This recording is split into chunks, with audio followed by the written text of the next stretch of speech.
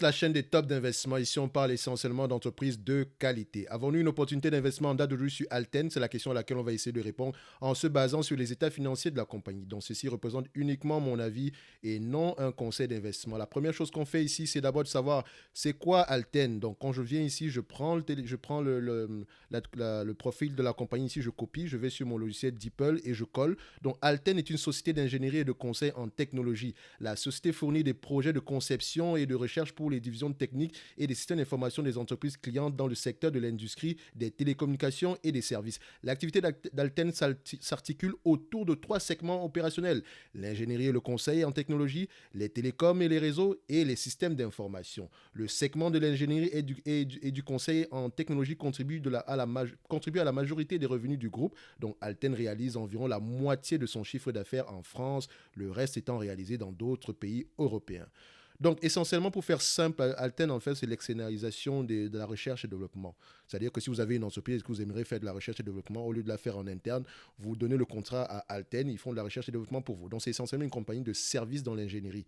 D'accord? Donc, au niveau de la recherche et développement, bien sûr. Donc, c'est une entreprise qui n'a pas énormément de dépenses en capital. Donc, une fois que c'est dit ici, la première chose que je regarde, c'est, après le profil de la compagnie ici, c'est le revenu de l'entreprise. Donc, ici, on recherche la stabilité ou la croissance des revenus. Quand je regarde la croissance des revenus sur les 10 dernières années, c'est 10%, d'accord, en prenant comme base décembre 2021. Et sur les 5 dernières années, c'est 10%. Sur les 3 dernières années, c'est 8%. Remarquez ici qu'en 2020, on a eu une décroissance des revenus, donc ça peut également avoir un impact ici. Donc avant 2020, on avait ici en 2019 une croissance à peu près supérieure à 10%, avec une accélération sur les 3 dernières années aux alentours de 14%. Donc c'est complètement une compagnie en croissance. Donc, c'est bien de le savoir. Mais quand vous essayez d'analyser une compagnie ici, il faut savoir la croissance est due à quoi?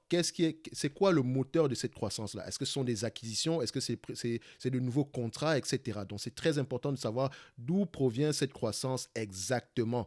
D'accord? Donc, selon ce qu'on fait généralement ici d'habitude, on cherche avant tout le revenu, la croissance des revenus, donc en termes de pourcentage, la dette nette, le PER moyen, le nombre d'actions, le free cash flow, et s'il y a un dividende, est-ce que ce dividende-là est qualitatif? Donc ici, le revenu actuel est de 2 milliards 925, donc c'est le revenu actuel 2 milliards 925. Dépendamment de ce que fait l'entreprise ici, il faudrait savoir. Ici, présentement, on est dans une période assez compliquée. Donc, pour investir avec conviction dans cette compagnie, d'accord, il faut lire les rapports financiers. Comment est-ce que la période actuelle va nous impacter?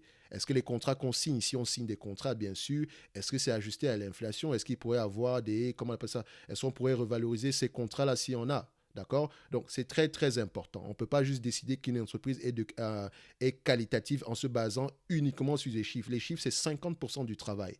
D'accord? Le reste, maintenant, c'est le qualitatif. Donc, il faut lire les rapports financiers. D'accord? Donc, je vous ai toujours dit qu'une analyse fondamentale, c'est le quantitatif et le qualitatif. C'est très, très, très important. Donc, vous n'avez pas le choix. Ici, si les chiffres nous plaisent, on doit lire les rapports financiers pour bâtir nos convictions. Donc, ici, le revenu, c'est 2 milliards 925. D'accord? Donc, je vais le mettre ici. Donc, le 2 925, on le met ici. Après le revenu, qu'est-ce qu'on cherche? La croissance du revenu. Ici, on constate qu'on a des revenus de 10% en moyenne sur les 10 dernières années. Et sur les 3 dernières années, on a 8%. Donc, la croissance tend à décroître. Mais également, pourquoi est-ce qu'elle tend à décroître? C'est parce que, regardez, sur l'année précédente, en décembre 2020, il y a eu une baisse en termes de revenus. Pourquoi? Donc, vous savez déjà que si cette compagnie vous intéresse au niveau des chiffres, vous devez aller lire les rapports financiers de 2020 pour savoir pourquoi est-ce qu'on a une baisse des revenus. Donc, ici, quelle est la croissance que je vais prendre si je dois me baser uniquement sur les chiffres? Moi, je préfère généralement, voilà, garder un équilibre. Je coupe la croissance en deux. D'accord? Donc, je vais prendre une croissance de 5%. D'accord? Ce sera ma croissance de base. Et on va prendre une croissance de 10%. Ça sera notre croissance optimiste. D'accord? Donc, ici, à la base, je serai à 5%. Donc, je coupe la croissance actuelle ici par 2. Donc, je ne sais pas encore à quoi est due cette croissance. C'est la raison pour laquelle je reste prudent. D'accord? Donc, maintenant, on recherche ici la dette nette. Je vous ai toujours dit que la dette nette ici, simple pour pouvoir trouver la dette nette ici.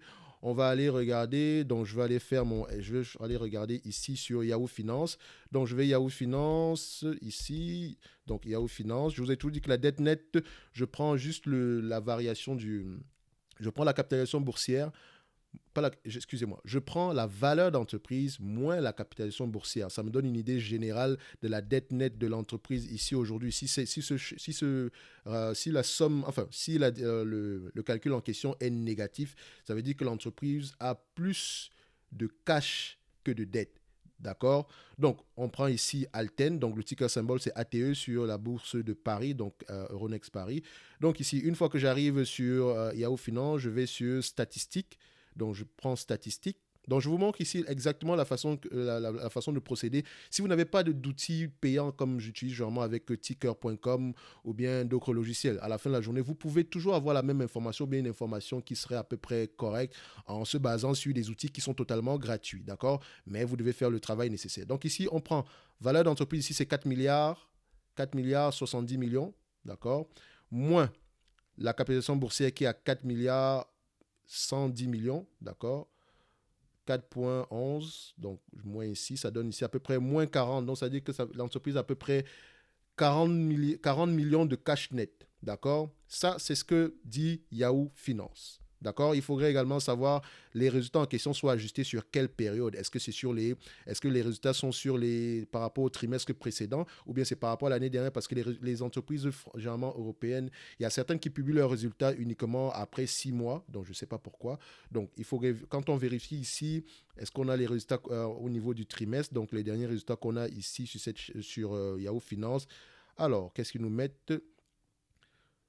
Alors, c'est uniquement, je pense qu'on peut dire que c'est uniquement les résultats annuels en fait. Donc, quand on prend le balance sheet ici, est-ce qu'on regarde au niveau du quarterly, donc trimestriel? Donc, le trimestriel ici s'arrête au mois de décembre, mois de décembre 2021.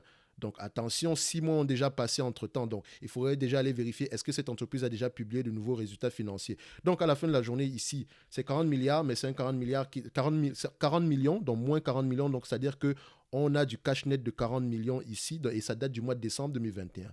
Le PER moyen maintenant, une fois, je vous montre toujours par rapport aux outils qui sont... on va faire par rapport aux outils qui sont présentement disponibles gratuitement. Donc, comment est-ce que je retrouve les PER moyens? Premièrement, je peux me baser par rapport à ce que l'entreprise me dit, mais il faut avoir un logiciel pour le faire. Donc, soit vous prenez Ticker ou bien vous pouvez prendre un logiciel quelconque qui vous donne la possibilité d'avoir ce genre d'informations-là. Donc, ici, comment est-ce que je vais procéder si je n'ai pas d'argent pour payer le logiciel? Parce qu'il y a toujours des gens qui n'ont pas d'argent, mais qui investissent des sommes incroyables. Donc, ils ne veulent pas investir pour les logiciels également. Je ne critique pas, mais sachez que si vous voulez investir, si vous voulez faire du stock picking, vous devez dépenser pour vos logiciels. C'est au moins minimum, au bas mot, ça vous coûte au moins une centaine de dollars pour avoir des logiciels de qualité, au bas mot. Donc ici, on peut également le faire gratuitement. Donc, moi, j'aime toujours ce qui est gratuit. Donc, comment est-ce qu'on fait? Au niveau ici, je viens ici sur mon Insta. Je vais à la fin. Je vois ici le secteur ici de cette entreprise. Donc, l'industrie, c'est l'industrie de... Attention, ici, ils mettent secteur et industrie ici. Attention, mais les Américains, secteur, généralement, ça veut dire grand groupe. C'est l'industrie de la technologie. Dans la sous-industrie de la technologie d'information et de services. Attention. Donc ici, secteur technologique, mais ici, au niveau du sous-secteur, c'est information, technologie, service. Donc, c'est le secteur de la technologie d'information, donc le service technologie d'information. Donc, vous pouvez prendre ici, si vous ne savez pas comment traduire en français, on va sur DeepL et on clique, on colle. Ça nous donne quoi ici? Service de technologie et de l'information. OK. Alors, après ça, une fois que j'ai cette information, je vais sur Guru Focus, d'accord? Je vais sur Market, d'accord? Industrie Overview. Une fois que j'ai cliqué sur Industry Overview, je vais sur Europe, vu que c'est une entreprise qui évolue essentiellement en France. Donc, en Europe, donc je vais aller mettre ici Europe, donc pour qu'on me donne Overview en Europe. Alors, si tu ne sais pas ce que ça veut dire overview, comme d'habitude, tu cliques ici, 2 fois sur l'entreprise, sur le mot overview, tu colles, tu copies, tu vas sur DeepL et tu colles. D'accord? Vue d'ensemble, c'est ce que ça veut dire.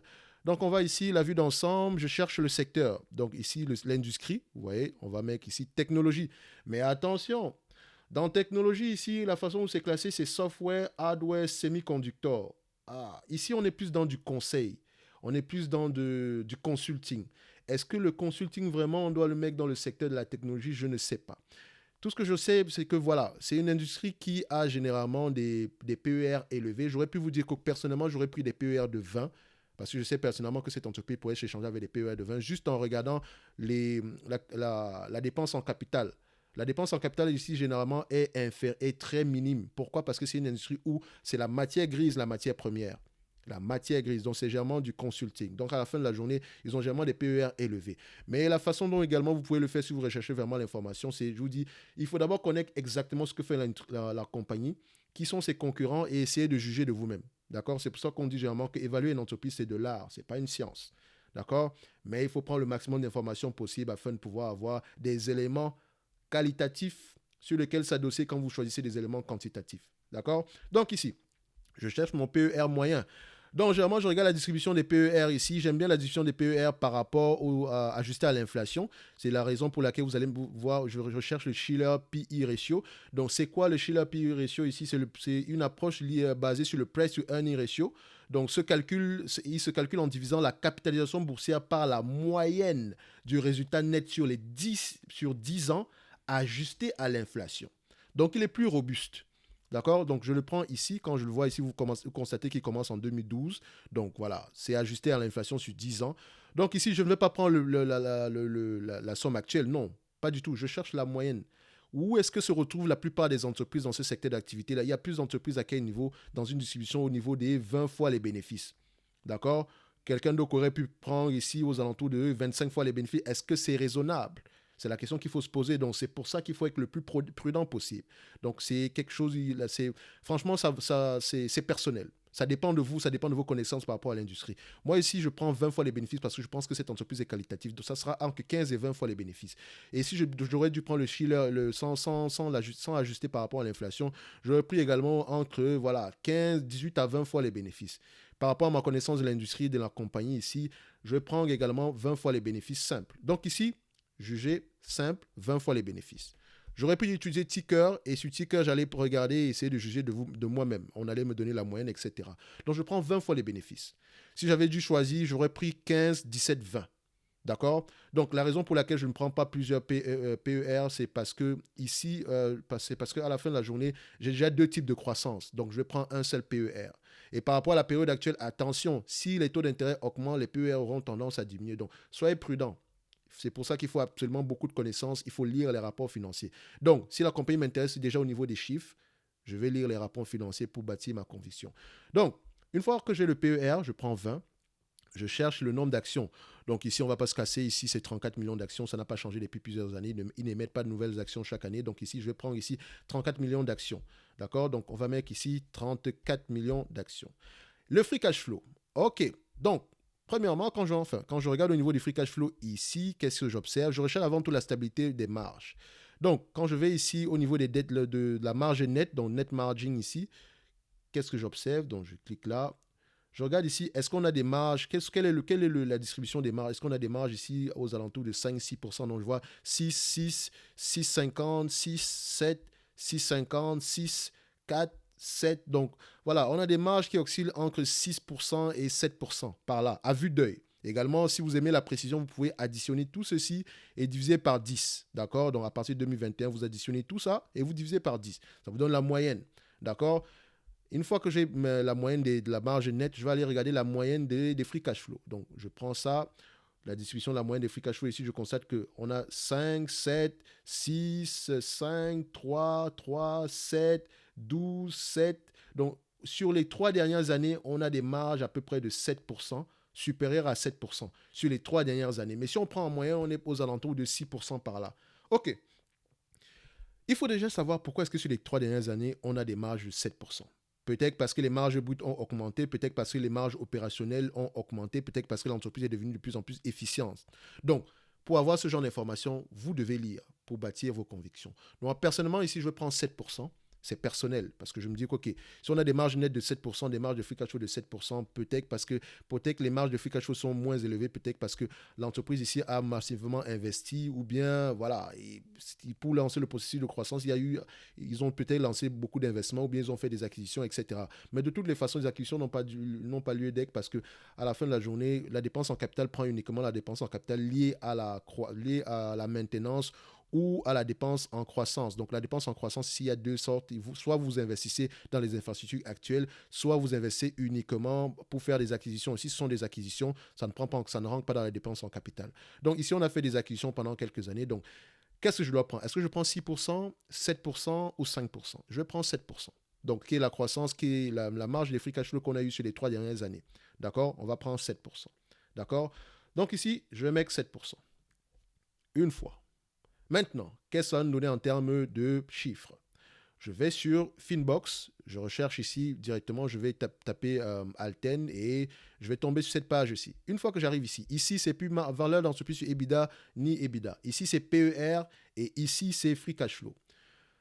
Ici, dans notre PER, on prend 20, 20, 20 et au niveau des Free Cash Flow, ici, je vous ai dit, le revenu actuel c'est 2 milliards 925, 2 milliards 925, d'accord. 7% de 2 milliards 925 qui est le PER, qui est la marge des free cash flow qu'on a choisi, c'est 2 milliards, c'est 204 millions, d'accord. Je vais arrondir à 205 millions.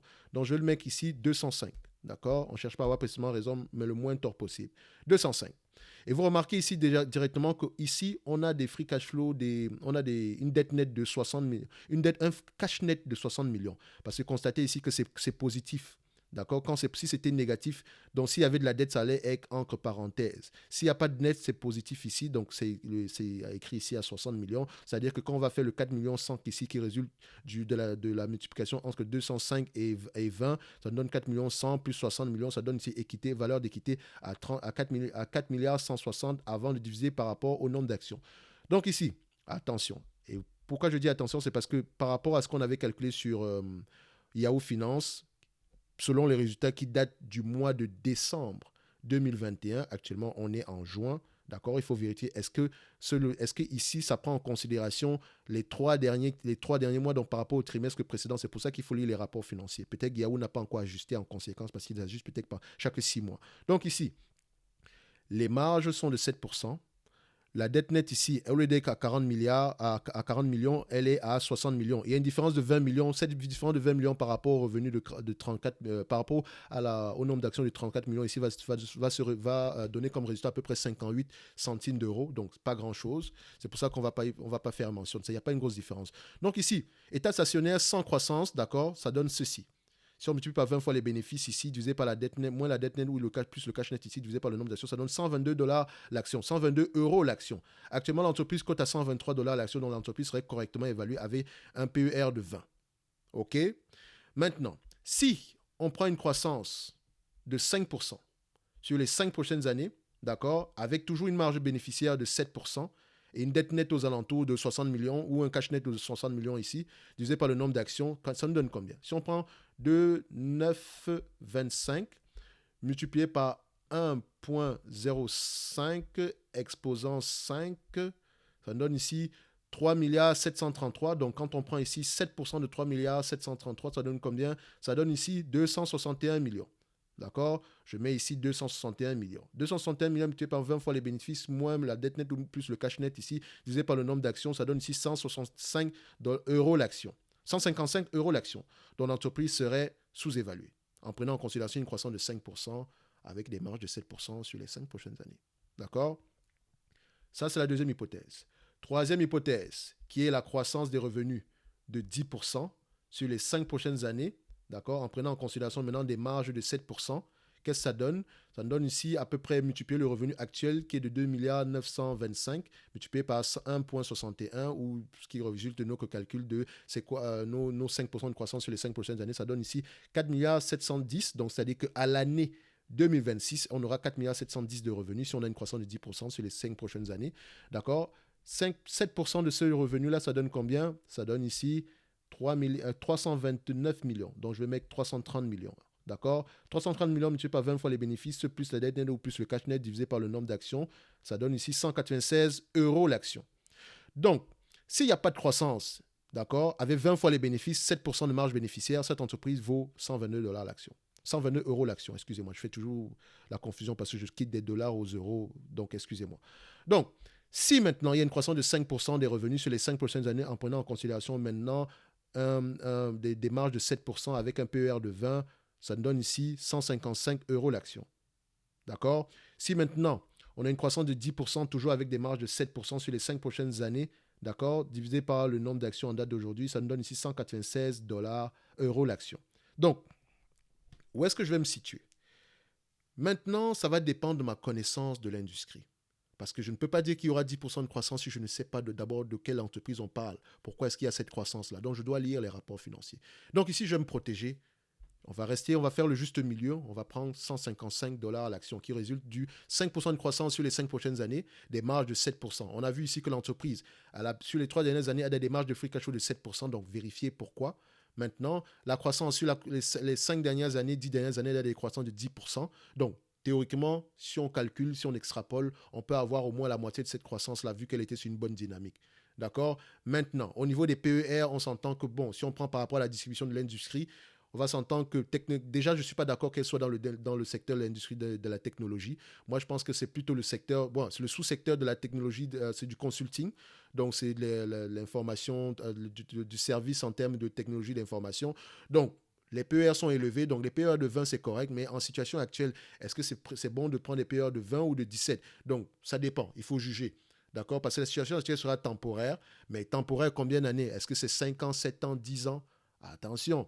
Donc, il faut faire très attention. Donc, je peux calculer ici avec des PER de 17, mais vu qu'on veut être prudent, je peux calculer avec des PER de 20, mais si les taux d'intérêt continuent à augmenter, ça pourrait continuer à baisser mon PER. Donc, c'est pour ça qu'il faut être prudent le plus possible et essayer d'acheter l'entreprise à un prix moins élevé. Donc, pour se protéger par rapport aux erreurs qu'il pourrait avoir dans nos calculs, tout en sachant qu'il faut lire les rapports financiers. Donc ici, c'est pour ça que je vais me situer à 155 euros l'action, même si j'ai un penchant pour aller à la marge supérieure ici.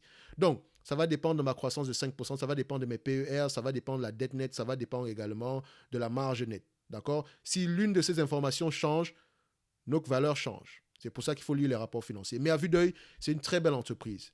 Constatez ici que la dépense en capital n'est pas énorme, la croissance est élevée depuis plusieurs années, les marges brutes sont stables. D'accord. Ça veut dire qu'elle a un léger pricing power. Tout est réglé comme du papier à musique. C'est extraordinaire. C'est une belle entreprise qui mérite d'être dans ma watchlist. Donc, c'est pour ça que je vais la mettre dans ma watchlist. Donc, vous allez aller dans la playlist de la chaîne ici. Donc, vous allez regarder la watchlist de la chaîne pour pouvoir déterminer ici. Je vais la mettre dans la watchlist de la chaîne. Je ne sais pas pourquoi je dis scène. Donc, excusez-moi, c'est en direct. Donc, parfois, quand je parle pendant longtemps, je commence un peu à fatiguer. Dans tous les cas de figure, si vous avez aimé ce qu'on a fait ici aujourd'hui, n'hésitez pas à mettre un pouce bleu, à vous abonner massivement. Et voilà, à la fin de la journée, on est là, c'est que des hypothèses, c'est juste des matières, c'est une matière pour travailler ici. Donc, c'est une base pour commencer à travailler. Donc, je ne cherche pas à avoir précisément raison, mais le moins possible. Mon but ici est de vous aider au maximum. Comment est-ce que vous pouvez identifier la valeur de l'entreprise? Donc, alors, quand on vient ici, donc au niveau du studio, excusez-moi, donc c'est pas ça que je voulais faire, je ne veux pas aller dans le studio ici. Je veux aller plutôt au niveau de la chaîne. Donc, vous allez aller sur la page de la chaîne. Donc, quand on parle de la page de la chaîne, vous allez aller au niveau des vidéos. Donc, une fois que vous êtes au niveau des vidéos, vous allez au niveau de la playlist. Une fois que vous êtes au niveau de la playlist, vous sélectionnez la watchlist de la chaîne et vous allez pouvoir voir ici toutes les entreprises qui me plaisent personnellement, que j'ai pu mettre dans la watchlist. Donc, je voulais vous le montrer ici de manière interactive, mais je l'ai déjà fait dans une vidéo précédente. À la fin de la journée, ça dépend personne. C'est dans cette playlist-là que je mets généralement des entreprises qui m'intéressent personnellement, qui sont dans ma playlist que j'ai déjà étudiée sur cette chaîne-ci.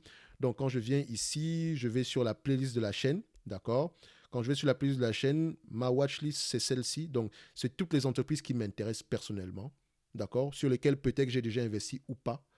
Et également, j'ai lancé un nouveau service, d'accord? Si vous cliquez sur la partie rejoindre ici, vous allez voir qu'il y a quelque chose qui va s'afficher.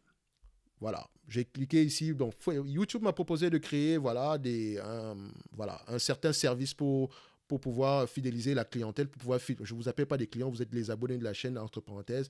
Donc ici, si vous voulez soutenir la chaîne, vous constatez ici que je ne fais pas de pub ni quoi que ce soit, donc je ne prends pas d'affiliés ni quoi que ce soit. Donc à la fin de la journée, si vous voulez juste soutenir la chaîne, vous pouvez juste payer comme sponsor. Donc ça veut dire que ok, vous aimez ce que je fais, vous donnez $1 et voilà, ça me permet ici, ça fait toujours plaisir à la fin de la journée.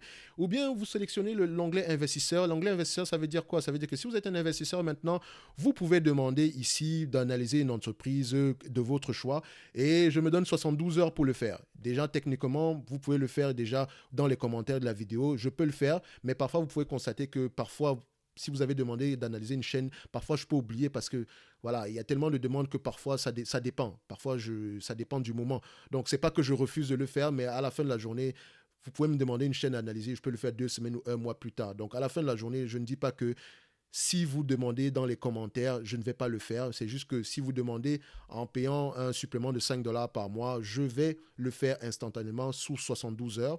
Et si vous choisissez d'être partenaire de la, c'est en dollars canadiens, d'accord? Donc n'oubliez pas, donc ici, si vous le voyez en euros, ça peut être moins élevé. Et si vous choisissez d'être partenaire, ça veut dire que non seulement vous pouvez avoir, voilà, vous pouvez demander à analyser n'importe quelle compagnie. Deuxièmement, vous pouvez avoir droit à des vidéos personnelles. Donc, à la fin de la journée, je pourrais analyser certaines entreprises qui me plaisent, qui sont présentement sous-évaluées et que je considère comme étant des aubaines. Je le réserve principalement pour les abonnés des partenaires, du service partenaire. Pas que c'est des vidéos que je ne peux pas mettre sur la chaîne, mais à la fin de la journée, si vous avez payé un supplément, bah, je peux faire vous réserver cela. Et dans le futur également, je pourrais réserver également comme un système de, comment on appelle ça, un système de live pour pouvoir bavarder entre nous, dépendamment d'un sujet en particulier. Je constate également qu'il y a beaucoup de personnes qui aimeraient apprendre sur la comptabilité. Donc, on pourrait faire une certaine masterclass sur un sujet en particulier, un peu comme, voilà, un peu comme sujet pratico-pratique, parce que je considère que vous pouvez prendre la meilleure formation au monde en termes d'investissement, mais si vous ne pratiquez pas, ça ne sert à rien du tout. Donc, à la fin de la journée, c'est un système, il n'est pas encore disponible présentement. Donc, aujourd'hui, si vous sélectionnez l'onglet partenaire, ça serait plus des vidéos où je vais vous donner essentiellement des entreprises qui sont sous-évaluées selon moi, où je vais essayer d'aller un tout petit peu plus loin que les chiffres, en fait. Donc, ça ne sera pas des vidéos toutes les semaines, ça pourrait être une vidéo, voilà, chaque semaine ou bien 2 fois par mois. Ça sera vraiment la crème de la crème, entre parenthèses, par rapport aux entreprises qui m'intéressent. Ça peut être valide au PEA ou bien indépendamment de ce que vous... Donc, c'est à peu près un service comme ça que j'essaie de développer. Soit à la fin de la journée, vous choisissez ce que vous voulez. D'accord? C'est juste une question de soutien ici pour nous permettre de continuer à créer parce que cet argent-là, ça me permet de faire quoi? Ça me permet d'acheter du nouveau matériel, d'accord? Peut-être un nouvel ordinateur pour pouvoir monter les vidéos plus facilement ou bien, voilà, acheter du matériel pour pouvoir faire des vidéos en visu, d'accord? Ou bien créer du contenu en termes qui pourrait être disponible pour les membres. Donc, par exemple, des formations, comment lire les bilans comptables, etc. Donc, c'est juste ça à la fin de la journée. Dans tous les cas de figure, il n'y a rien d'obligé ici. Je ne vous oblige à rien du tout. D'accord? Ça dépend strictement de vous. Donc, vous pouvez prendre l'onglet gratuit qui est généralement de regarder la vidéo jusqu'à la fin. D'accord? De mettre un j'aime et de commenter. Ça aide également. Ça vous coûte 0 € ou 0 $ et ça me fait énormément plaisir. Dans tous les cas de figure, c'est ce que je pourrais dire ici par rapport à Alten qui, selon moi, c'est une entreprise qui représente ici, qui est une opportunité d'investissement au prix actuel. Et voilà, à la fin de la journée, ça reste une excellente entreprise qui pourrait être dans n'importe quel PEA. D'accord? So, on va se dire ici que c'est tout pour aujourd'hui et on se donne rendez-vous sur la prochaine vidéo. Merci.